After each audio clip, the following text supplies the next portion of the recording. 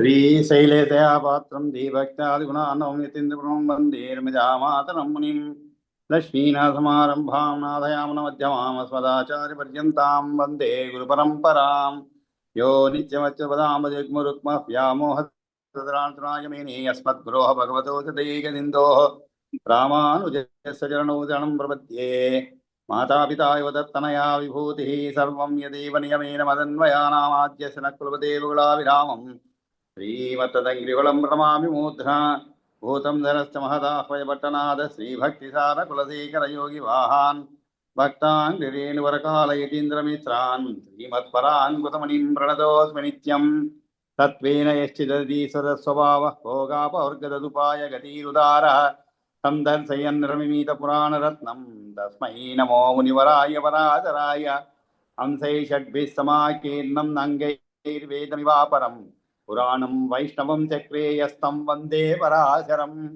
व्यासं वसिष्ठनप्तारं शक्ते पौत्रमकल्मषं पराशरात्मजं वन्दे सुखदातं तपोनिधिं व्यासाय विष्णुरूपाय व्यासरूपाय विष्णवे पराशरात्मजं नमो वै ब्रह्मनिधये व्यासिष्ठाय नमो नमः पुराणं वैष्णवं चैतत्सर्वगिल्बिषनाशनं विशिष्टं सर्वशास्त्रेभ्यः पुरुषार्थोपपादने भारते भगवद्गीता धर्मशास्त्रेषु मानवः वेदेषु पौरुषं सूक्तं पुराणेषु च वैष्णवं तत्कर्मयन्नबन्धाय सा विद्याया विमुक्तये आयासाय परं कर्म विद्या अन्या शिल्पनैपुणं श्रीविष्णुचित्तपदपङ्कजसङ्गमाय चेतो मम स्पृहयते शिवतः परेण नो चेन्ममापि यदि भारतीनां भावः कथं भवितुमर्हति वाग्विदेयः नारायणं नमस्कृत्य नरं चैव नरोत्तमं देवीं सरस्वतीं चैव ततो जयमुदीरयेत्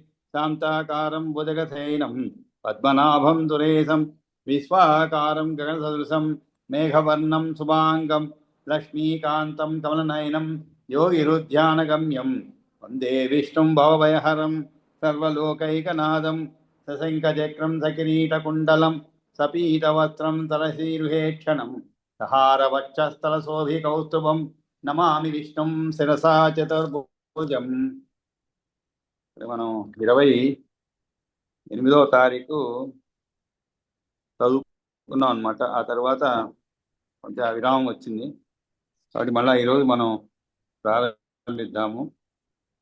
ఇప్పుడు మనకి విష్ణు పురాణంలో ద్వితీయ అంశంలో చదువుకుంటాం అనమాట. ఈ ద్వితీయ అంశంలో సూర్యుని యొక్క ప్రాశస్తము, ఆయన యొక్క గొప్పదనము, ఆయన యొక్క గమనము వల్ల ఏ విధముగా ఋతువులు తర్వాత కాలములు ఇవన్నీ కూడా ఏర్పడుతున్నాయనే విషయాన్ని మనం చదువుకుంటూ ఆ క్రమంలోనే ఒక్కొక్క ఋతువుకు కూడా ఏ విధంగా సూర్యుడు ఆ ఋతువును వచ్చేలాగా చేస్తుంటాడు. ఆ తరువాత మనకి మాసములు కూడా చెప్పబడింది అనమాట. అంటే మాస గణములు అని చెప్పబడింది. అంటే సూర్యుడు అందరికీ కూడా సుప్రీం అంటాం మనం. కానీ ఒక్కొక్క మాసమును కూడా ఆయా మాసములలో ఏర్పడేటువంటి వైవిధ్యమైనటువంటి అటు వాతావరణము కానీ అన్నీ కూడా ఆయా ఋతువులకు సంబంధించినటువంటి విశేషమైనటువంటి వాటిని మరి ఎవరు చూస్తారు అనేటువంటి విషయాన్ని మనం ఈ యొక్క ద్వితీయ అంశంలో 10వ అధ్యాయంలో చదువుకున్నాం అనమాట. అంటే ఒక్కొక్క మాసానికి ఒక్కొక్క గణమంటూ ఉండే వాళ్ళు ఆ సూర్యరథస్య అధికార దేవతా వర్ణనం అని చెప్పి మనకి 10వ అధ్యాయంలో చదువుకున్నాం. అంటే సూర్యరథం యొక్క అధికారి దేవతా వర్ణనం అండి. అధికారి అంటే మనకి అసిస్టెంట్ అనమాట. ఆయన అంటే సూర్యుడికి అసిస్ట్ చేస్తూ, అసిస్టెంట్ సహాయపడుతూ ఆయా మాసాలను చాలా చక్కగా వైవిధ్యంగా ఉండే విధంగా చేస్తుంటారు అని చెప్పి మనం చదువుకున్నాం. దాంట్లో చైత్రమాస గణంలో ఎవరుంటారు, వైశాఖ మాస గణము, ఈ విధంగా అన్ని గణాలకు అన్ని మాసాలకు ఒక గణం ఉంటారు. ధాతా కృతుస్థల చైవ పులశ్చో వాసుకి. అందులో ఆ యొక్క సూర్యుడి రథం పైన ఎప్పుడు కూడా ఒక ఆదిత్యుడు, తర్వాత ఒక అప్సరస, ఆ తర్వాత ఒక ఋషి, అదేవిధంగా ఒక సర్పము, యక్షుడు, రాక్షసుడు, గంధర్వుడు, ఈ 7గురు కూడా మాస అధికారులుగా ఉంటారన్నమాట. కానీ ఇక్కడ ఒకటే తేడా ఏంటంటే అన్ని మాసాలకి కూడా ఒకరే ఈ గణం ఉంటుంది, కానీ ఆ గణంలో ఉన్నటువంటి సభ్యులు మారుతూ ఉంటారు. ఉదాహరణకి ఆదిత్యుడు చైత్రమాస గణంలో ఆదిత్యుడుగా ఉండేదానికి, అంటే చైత్రమాసం అంటే మధుమాసం అంటారు. అక్కడ ఆదిత్యుడు ధాత అనే పేరు గల ఆదిత్యుడు ఉంటాడు అనమాట. అదే వైశాఖ మాస గణంలో వచ్చినప్పుడు అక్కడ ఆదిత్యుడు ఎవరు? అర్యముడనే ఆదిత్యుడు ఉంటాడు. అంటే ఆదిత్యుడు అంటే ఆ గణానికి సంబంధించిన వారు మారుతూ ఉంటారు అనమాట. అదే విధంగానే క్రతుస్థలాన్ని పేరు గల అప్సరస అని చెప్పబడింది.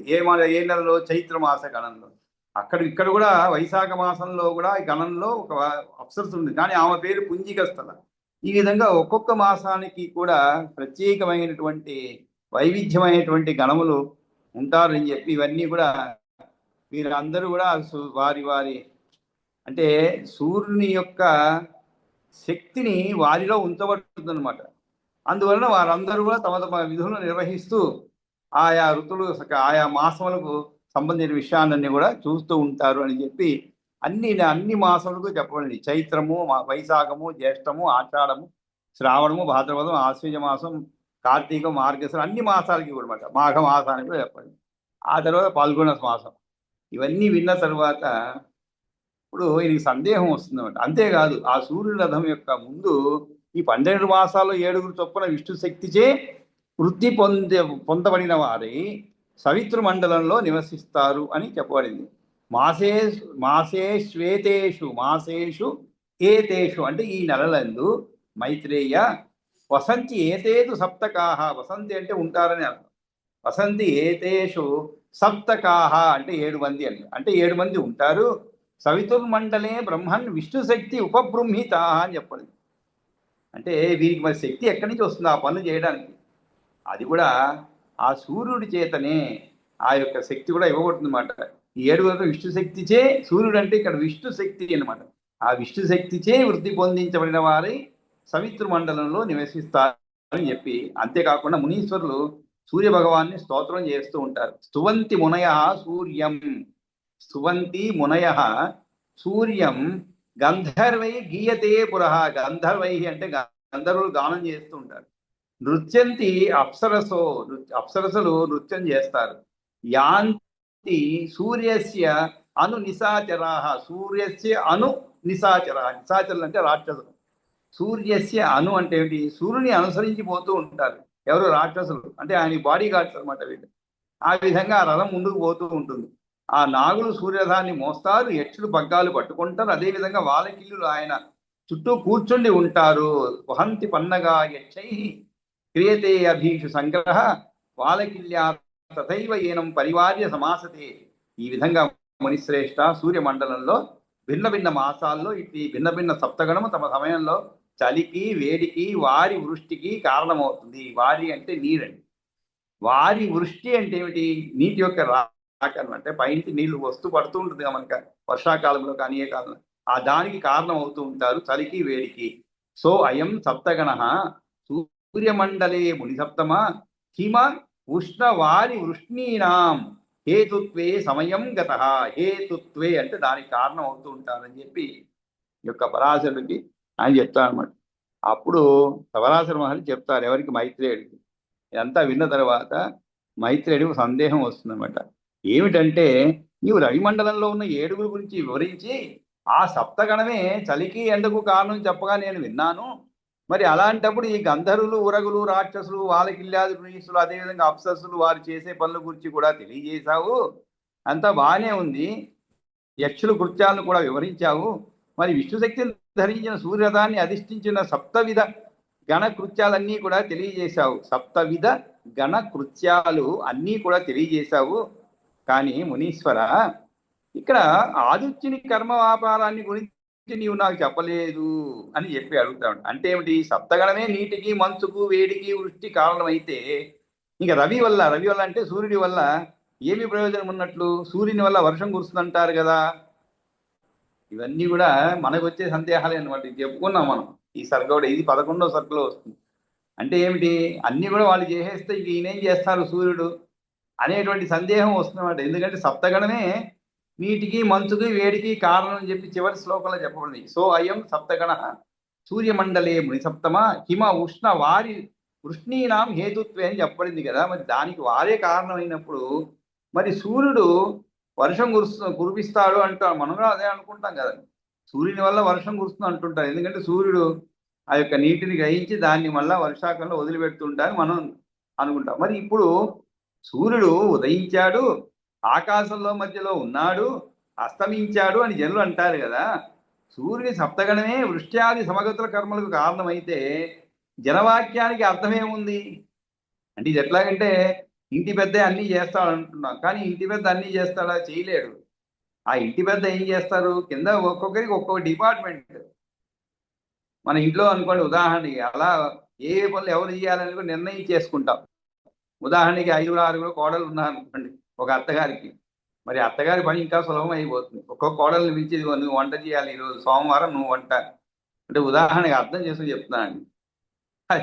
మంగళవారం ఏం చేయాలి, నువ్వు ఇల్లు ఊడ్చాలి. బుధవారం ఏం చేయాలి, ఇంకొకరు గుడ్డలు. ఈ విధంగా వాళ్ళందరికీ పనులు చెప్పేస్తారు. కానీ పనులన్నీ చేయడం మొత్తం అత్తగారే చేస్తానని అనుకుంటాం మనం. అలాగే సూర్యుడు కూడా, మరి వీరందరికీ కూడా విష్ణు శక్తి చేత ఈ 7 కూడా పనులు చేస్తుంటారు కదా. మరి అలాంటప్పుడు సూర్యుడు ఏం చేస్తాడు అని ఈయనకి సందేహం వస్తుంది అనమాట. అంతేకాదు, సూర్యుడు ఉదయించాడు మనం అనుకుంటాం. సూర్యుడు ఉదయిస్తే మనం నిద్రలేస్తాం. సూర్యుడితో పాటు నిద్ర లేవకపోయినా కనీసం సూర్యుడు ఉదయించిన తర్వాతనే నిద్ర లేస్తాం. అది మాత్రం కరెక్ట్. ఎందుకంటే సూర్యుడితో పాటు నిద్ర లేచేది అనేది చాలా అరుదు అనమాట. చాలా తక్కువ అయిపోయింది ఇప్పుడు. కాకపోతే సూర్యుడు ఉదయించిన తర్వాతనే నిద్రలేస్తాం. ఆకాశం మధ్యలో ఉన్నాడు అంటుంటాం, అస్తమించాడు అంటాం. అంటే చీకటి పడుతుంది అనుకోండి, సూర్యుడు అస్తమించాడు అంటాం. నిజంగా సూర్యుడు ఉదయించడం అస్తమించడం అనేది ఉంటుందా అని జనులు అంటారు కదా. మరి సూర్యుని సప్తగణమే వృష్టాది సమగతుల కర్మలకు కారణమైతే ఈ జనవాక్యానికి అర్థమేముంది అని ప్రశ్నిస్తారు అన్నమాట. చక్కటి ప్రశ్న అనమాట. మనకు వచ్చే సందేహం ఆయనకు వచ్చింది. అప్పుడు మైత్రేయుడికి వస్తే అప్పుడు పరాశర మహర్షి చెప్తున్నాడు ఏమని, మైత్రేయ సూయత ఏతద్ యద్భవాన్ పరిపృచ్యతి యథా సప్తగణేపి ఏకః ప్రాధాన్యేన అధికో రవి. మైత్రేయ సూయతాం ఏతద్ యద్భవాన్ పరిపృచ్యతి అంటే నువ్వు ఏది అడుగుతున్నావో దాని గురించి నేను మళ్ళీ చెప్తాను విను, నీకు సమాధానం సరైన సమాధానం చెప్తాను విను అంటున్నాను అనమాట. యథా సప్తగణేపి ఏకః ప్రాధాన్యేన అధికో రవి. సప్తగణాల్లో కూడా ఆయన ఒకడే, కానీ ప్రాధాన్యతలో ఆయన ఎక్కువ. కాబట్టి ఈ సప్తగణంలో రవి కూడా ఒకడు అయినప్పటికీ కూడా ప్రాధాన్యాన్ని బట్టి అతడే అధికుడు. అది ఎలా అధికుడు ఆయన అంటే, సర్వశక్తి పరావృష్ విష్ణు రుద్య సామ సంహిత సయేషాత్ర తపశ్శప్తో జగతశ్చ హీనస్తియా. అంతేకాదు, ఈ వేదత్రయమే వేడిని ఇస్తున్నది, జగత్తుల యొక్క పాపాన్ని పోగొడుతున్నది అని చెప్పి ఈ త్రయీ విష్ణు రూపంలో స్థితి సమయంలో జగత్తును పాలించి పూనికలో ఉంటాడు అని చెప్పి ఆ విష్ణువుని గురించి చెప్పుకుంటూ రావడం జరుగుతుంది అనమాట. ఆ తరువాత మనం ఇవన్నీ చదువుకున్నాం అనమాట. ఈ చివరికి ఒక చక్కటి ఉదాహరణ చెప్తారనమాట. ఇక్కడ ఆ సూర్య భగవాన్ని ముందు స్తోత్రం చేస్తారని చెప్పి మళ్ళా దాన్ని చెప్పి, ఇక్కడ వైష్ణవి శక్తిచే అధిష్ఠించబడిన సూర్యుడు కూడా తన కిరణాలతో జాజ్వల్యమానుడవుతూ సమస్త జగత్తుల యొక్క సర్వాంధకాలాన్ని నాశనం పొందిస్తాడు. తయా చ అధిష్ఠిత సో అపి జాజ్వలీతి స్వరశ్మివి. స్వ అంటే తన యొక్క, రశ్మివి అంటే ఏమిటి, కిరణముల చేత, తమహ సమస్త జగతాం నాశం నయతి చ అఖిలం. నాశం నయతి, నాశం చేస్తాడు. ఏమిటి నాశం చేస్తాడు ఆయన? సర్వ అంధకారాన్ని, సమస్త జగత్తుల యొక్క సర్వ అంధకారాన్ని కూడా నాశనం పొందిస్తాడు. కాబట్టే ఈ సూర్య భగవాన్ని మునులు స్తోత్రం చేస్తారు. స్తువంతితం వై మునయో గంధర్వై గీయతే పునః అని చెప్పి మనకి ముందు సరుకులో వచ్చినటువంటి శ్లోకాలే మళ్ళా కూడా ఇక్కడ చెప్పాలి. ఈ విధంగా శక్తి రూపధరుడగు విష్ణువు ఒకప్పుడు ఉదయించడం అనేది లేదు, ఒకప్పుడు అస్తమించడం అనేది కూడా లేదు. సూర్యుడు ఉదయిస్తాడు, అస్తమిస్తాడు అంటుంటాం మనం, కానీ అది సరైనది కాదు. ఆయన అధిష్టాత అగుటచే సదా స్థిరుడు. అధిష్ఠేయము అస్థిరము అగు సప్తవిధ గణము విష్ణువు కన్నా ఎప్పుడూ వేరైనది. కానీ విష్ణువు ఎప్పుడు అంటే, ఇక్కడ సూర్యుడు విష్ణు రూపమే సూర్యుడు అన్నమాట. సూర్యుడు తాను విష్ణువు నుంచి అందుకున్న శక్తి చేత ఉదయించడం అనేది ఉండదు, కానీ మన కంటికి గోచరించడు అన్నమాట. మన కంటికి గోచరించడు. అస్తమించడం అనేది ఉండదు, మన కంటికి గోచరించడు. మన కంటికి గోచరించినప్పుడు ఉదయించడం అవుతుంది అన్నమాట. ఇది మనం అందరికీ తెలిసిన విషయమే. కాబట్టి మనకి కనబడకుండా పోతాడు కాబట్టి అస్తమించాడు అని చెప్తూ ఉంటాం. మన ఎదురుగా ఒక మనిషి ఉంటే సరి, ఒకవేళ పక్కకి పోయాడు మన కళ్ళకి కనబడలేంటే అతను పోయాడని కాదు కదండి, లేడని కాదు, ఉన్నాడు. కానీ వేరే వాళ్ళ చేత చూడబడుతున్నాడు, మన చేత చూడబడటం లేదు. కాబట్టి మనకి ఎప్పుడైతే అస్తమిస్తున్నాడో వేరే వారి చేత వేరే వారి దగ్గర ఉదయిస్తున్నాడు. కాబట్టి వారు చూడగలుగుతున్నారు. కాబట్టి ఇది ఎప్పుడు కూడా స్థిరమైనటువంటిదే. కానీ ఈ సప్తవిధ గణము ఎప్పుడు కూడా వేరేది. ఎందుకని? ఈ సప్తవిధ గణంలో ఉండేటువంటి వారు ఆదిత్యులు కానీ, అప్సరస కానీ, రాక్షసులు కానీ, వీరందరూ మారుతూ ఉంటారు. గంధర్వులు కానీ మారుతూ ఉంటారు. వారు ఎప్పుడు ఒకరే ఉండరు. అంటే ఒకే ఒక మాసంలో ఒకరు ఉంటారు అనమాట. మరుసటి నెలలో ఇంకొకరు వస్తారు. కానీ సూర్యుడు ఎల్లప్పుడూ ఒకటే ఉంటాడు.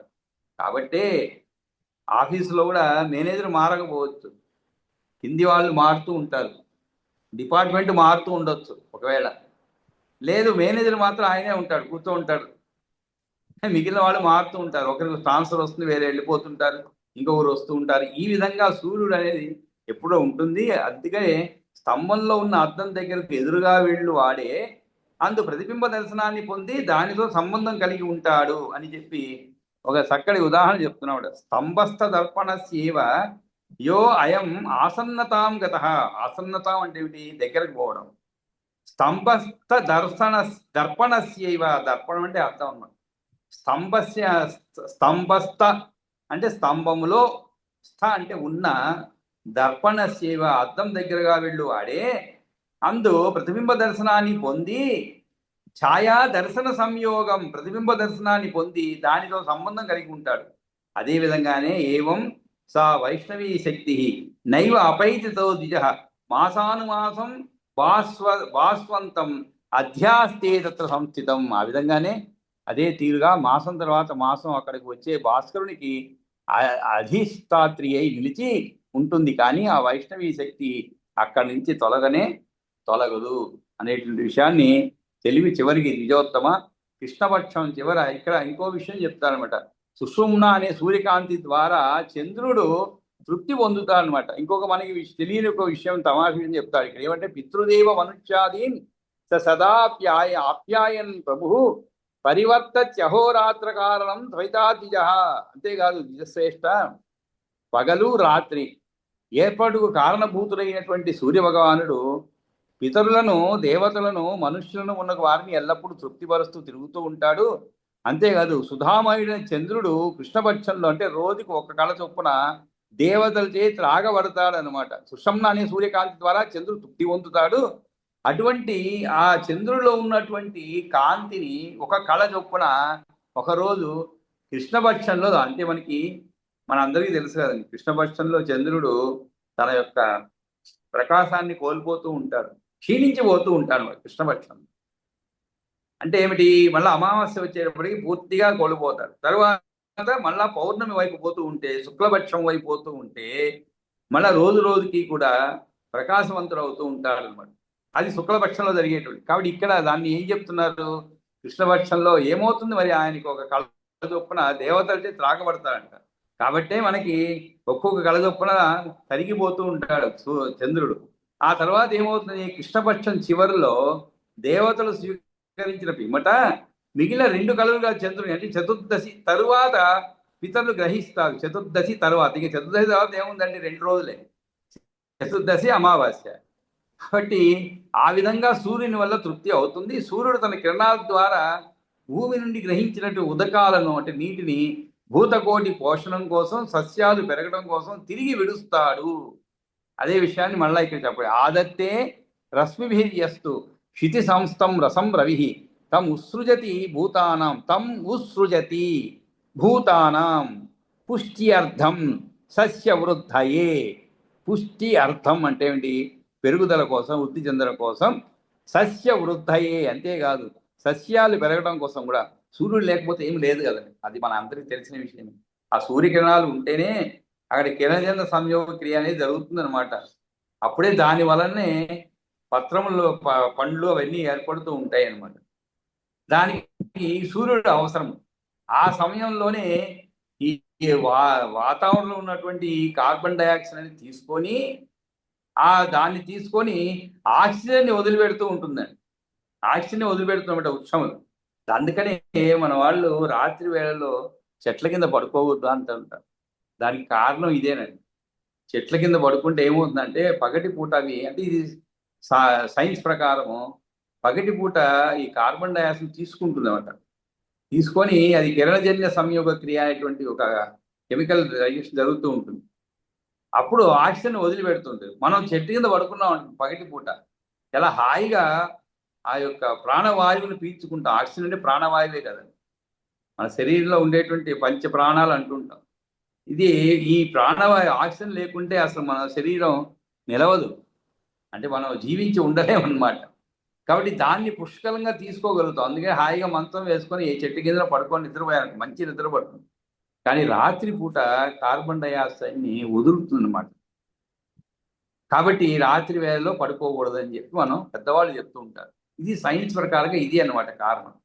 కాబట్టి ఈ విధంగా సస్యాలు పెరగడం కోసం సూర్యుడి యొక్క కాంతి చాలా అవసరం అంట. సస్యాలే కాదండి, మనకి కూడా సూర్యకిరణాలు ఒక 2 రోజులు వర్షం పడుతూనే ఉండాలి. ఉదాహరణకి అప్పటి వరకు ఎంతో తిట్టుకుంటాం. మంచి వేసవి కాలం అనుకోండి, మంచి వేసవి కాలం.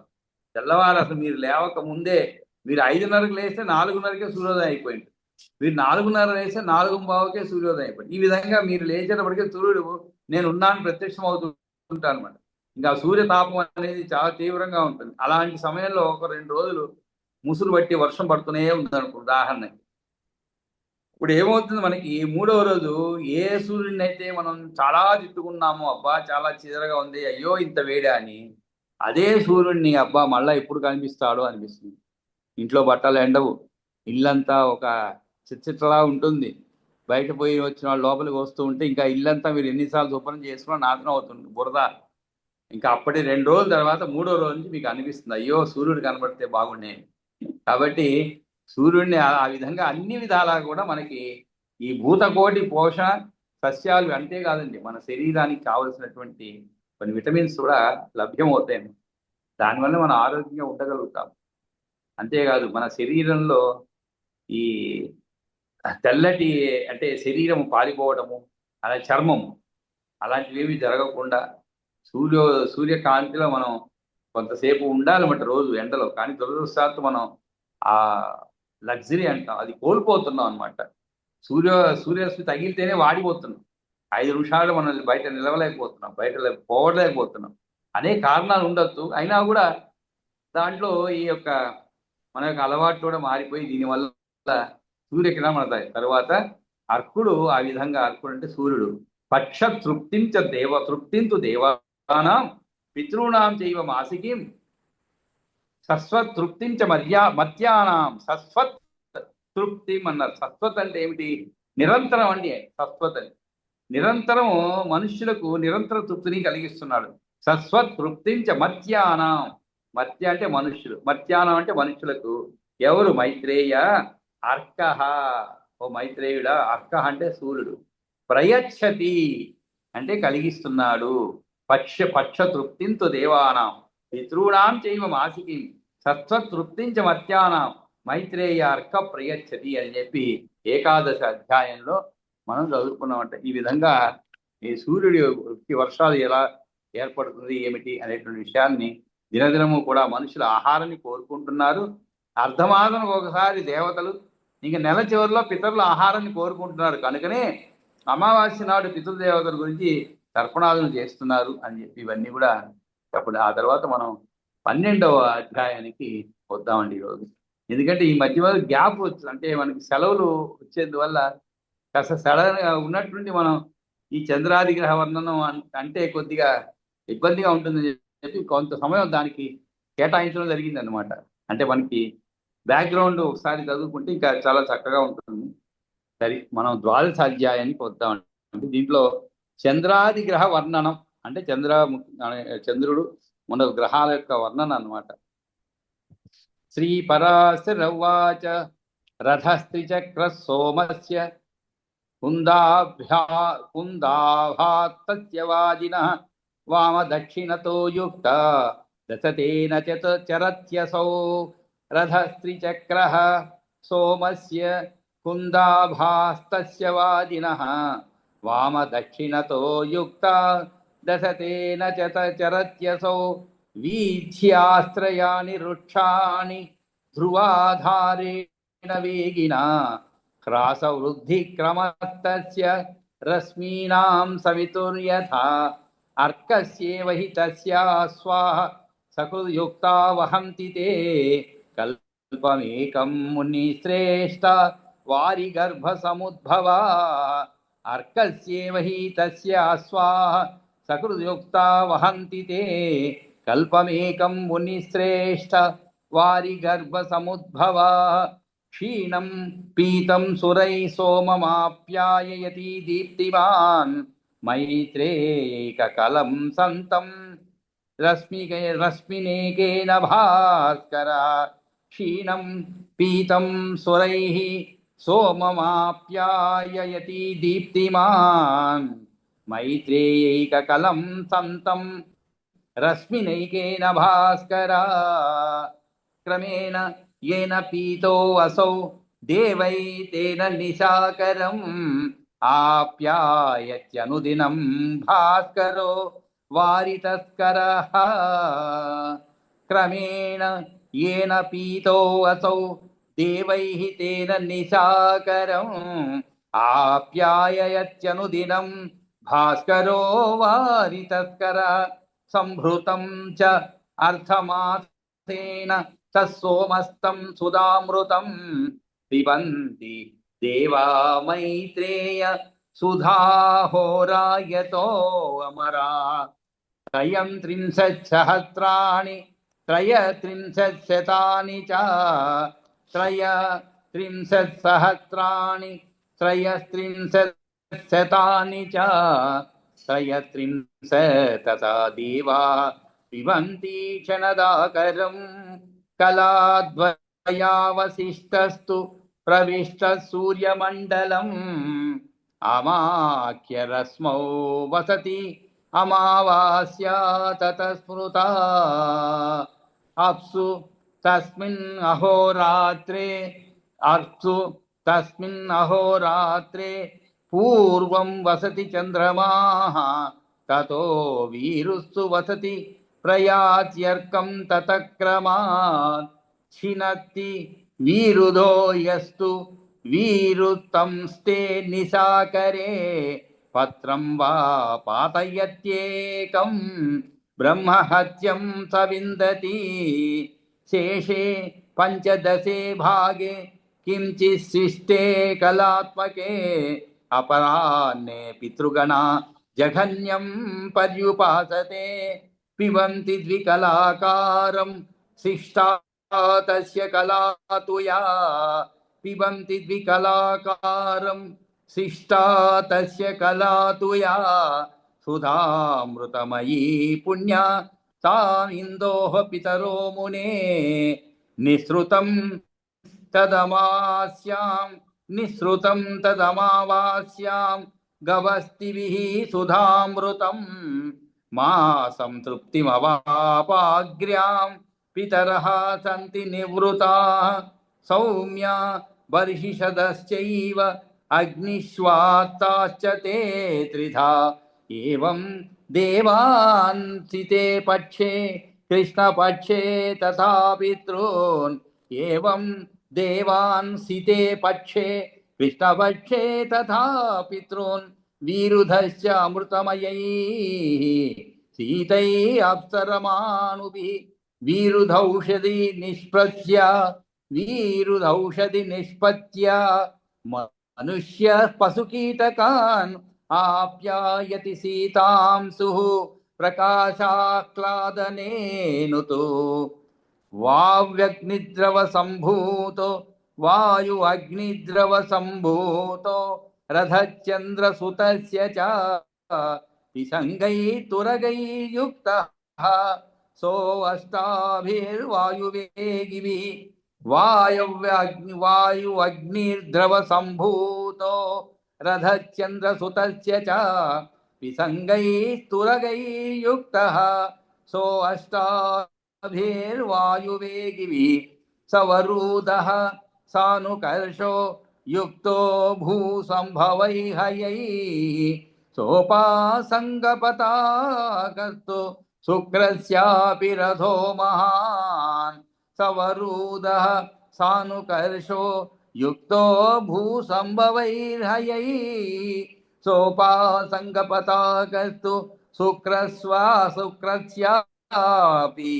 रथो महान् अष्टास्वकाञ्चन श्रीमान् भौमास्यापि रथो महान् पद्मरागारुणैः अस्वैः संयुक्तो वह्निसम्भवैः अष्टास्वकाञ्चन श्रीमान् भौमस्यापि रथो महान् पद्मरागारुणैः अस्वैः संयुक्तो वह्निसम्भवैः अष्टाभिः पाण्डुरैर्युक्तो वाजिभिः काञ्चनो रथः तस्मिन् तिष्ठति वर्षान्ते राशौ राशौ बृहस्पतिः आकाशसम्भवैः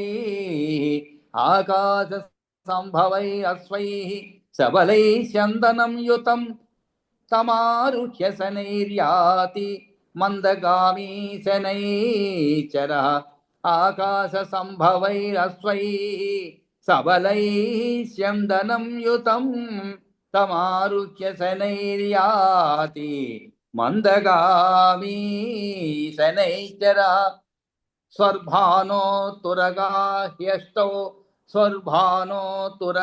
हि अष्टौ भृङ्गाभाधूतरं व्रतं सकृद्युक्ता तु मैत्रेय वहन्ति अविरतं सदा आदित्यान्निसृतो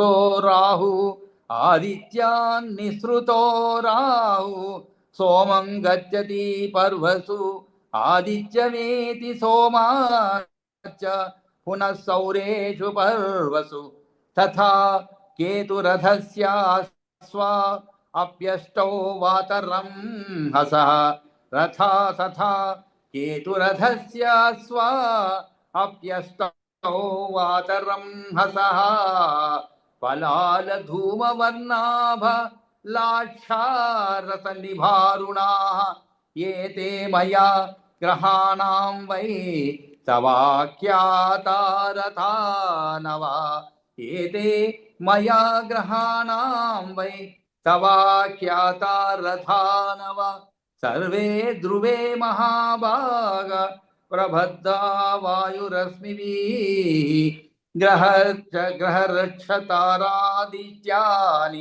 ग्रहरक्षताराधिष्ठानि ध्रुवे बन्धान्यतेचता भ्रमन्त्युचितताचारेण मैत्रेयानिलरश्मिभिः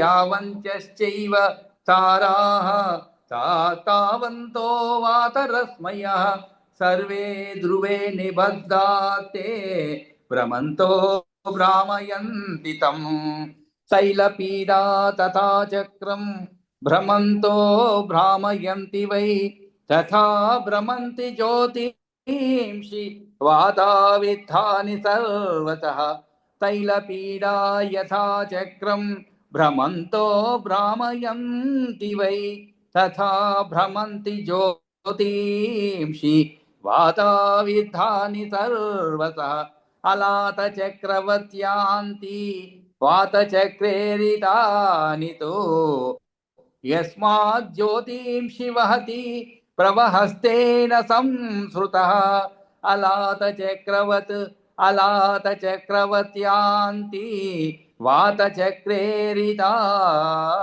तु यस्मात् ज्योतिंषि वहति प्रवहस्तेन संस्मृतः शिशुमारद्दुय प्रोक्तः सद्ध्रुवो यत्र तिष्ठति सन्निवेशं च तस्यापि शृणुष्व मुनिसप्तमा यदह्ना कुरुते पापं तं दृष्ट्वा निशिमुच्यते तावञ्चैव ताराता शिशुमारात्रिता दिवि तावन्त्यैव तु वर्षाणि जीवत्यभ्यधिकानि च उत्तानपादत्तस्याथ विघ्नेयो युत्तरो हनु यज्ञो अधरस्थ विघ्नेयो धर्मो मूर्धानमाश्रिता हृदि नारायणश्चास्ते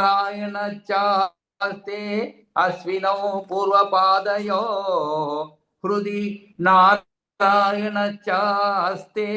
अश्विनौ पूर्वपादयो वरुणश्चार्यमा चैव पश्चिमे तस्य शक्तिनी शिष्ण संवत्सरस्तस्य मित्रो अपानं समाश्रितः उच्चे अग्निश्च महेन्द्रश्च कश्यपोऽथ ततो ध्रुवः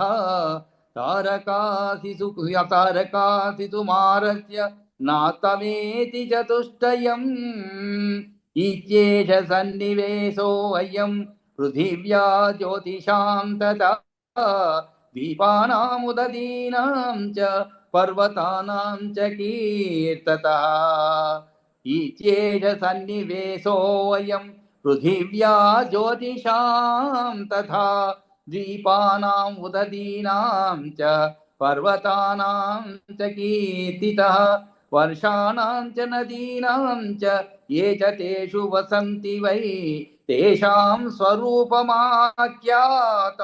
संक्षेपत्रूयतां पुनः यदम्भुवैष्णवकाय ततो विप्रवसुन्धरा यदम्भुवैष्णवकाय ततो विप्रवसुन्धरा पद्माकारा समुद्भूता पर्वताभ्यादिसंयुता ज्योतिंसि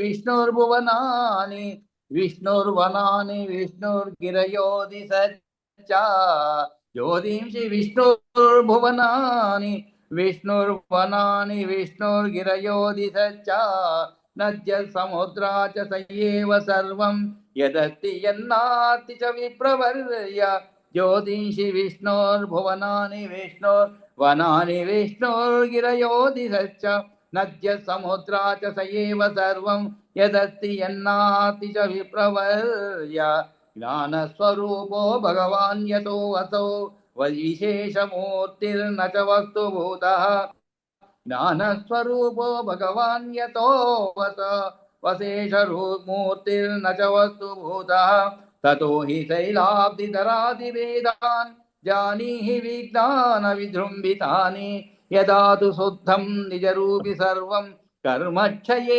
ज्ञानमपाप्तदोषं तदा हि सङ्कल्पतरोपलानि भवन्ति नो वस्तुषु वस्तुभेदाः वस्वस्ति किं कुत्रचिदादिमध्य पर्यन्तहीनं सततैकरूपं यच्चान्यथा त्वं द्विजयाति भूयो न तत्तथा कुत्र कुतो हि तत्त्वं वस्वस्ति किं कुत्र